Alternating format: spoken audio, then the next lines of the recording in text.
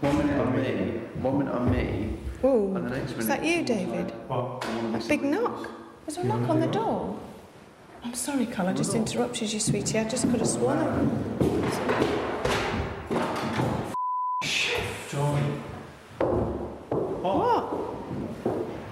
What's the matter? I saw someone standing there. I've got this one then, there's nothing on it. Oh, that's it, I heard this. I'll just show you what I heard. Yeah.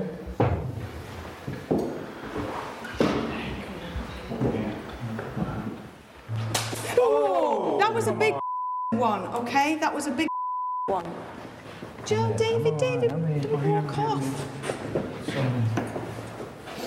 There's more than one, it's about 3 of them. It's actually thrown with such force. As It's split. Comes with that, is that? That had hit you. Yeah, but you look at that. You just run your finger on it.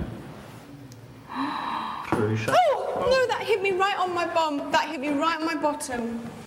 That really hurt. Who are you? Why are you doing this? Why can't you come out of the shadows? Whoa, it hit me right in my hand. You.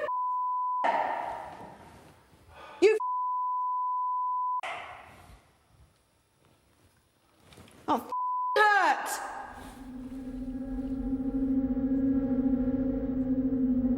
Beaumaris Gaol had certainly lived up to its expectations. We had caught plenty of unexplained phenomena, from doors opening and closing, audibles and stone throwing. If there were spirits trying to talk to us, they'd certainly put the effort in. What did Dr. Kieran O'Keefe make of our 24-hour stay at the jail?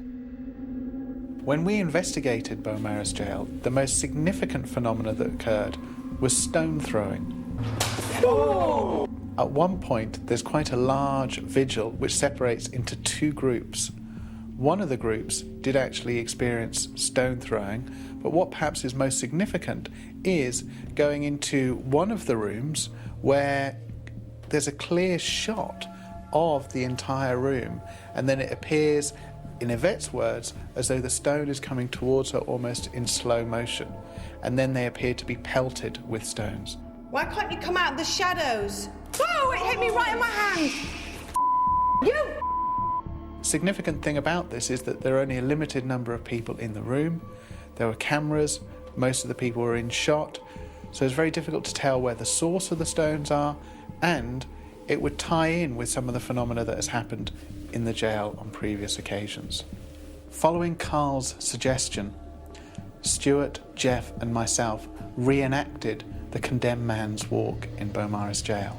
I sat down on the bed and I imagined the sort of crime that I would have committed that would mean that I would be punished with death. I gradually started to become more angry as I was imagining myself in the role of this particular murderer. When Stuart came into the room and said, "It's time," and then took me down the corridor, I did imagine as though people were looking out of the cells at me. At the end of the corridor, I was very, very aggressive. It's a feeling, an emotion that I don't think I've ever had to that extent. One possible explanation is that I was actually being sensitive to the sort of emotion that would have occurred in that corridor, that maybe in some way I was tapping into the emotions of the condemned man.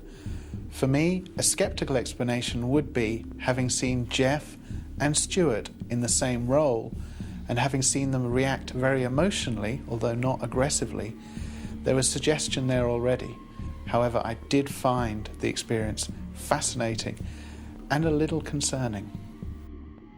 The atmosphere in the jail had been electric and at times terrifying. Beaumaris Gaol will certainly stay in my memory for many years. Until next time, sleep tight.